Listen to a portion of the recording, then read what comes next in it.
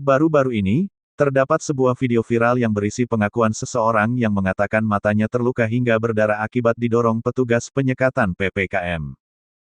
Penumpang mobil tersebut mengaku matanya buta dan berdarah setelah terkena pena petugas PPKM darurat yang mendorongnya.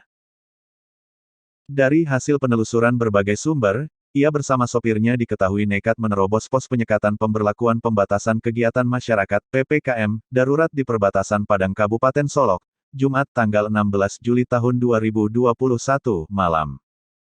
Rao bersama sopirnya, Hendra, dicegat dan diminta menunjukkan sertifikat vaksin dan surat keterangan tes cepat antigen.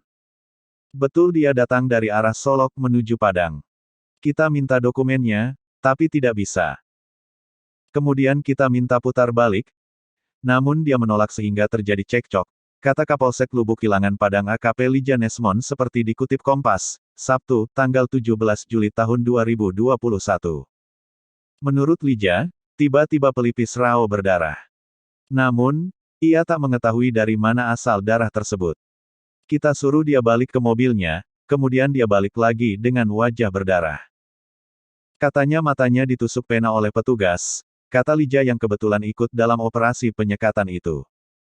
Petugas pun meminta Rao menunjukkan pelakunya, tetapi ia tak bisa melakukannya.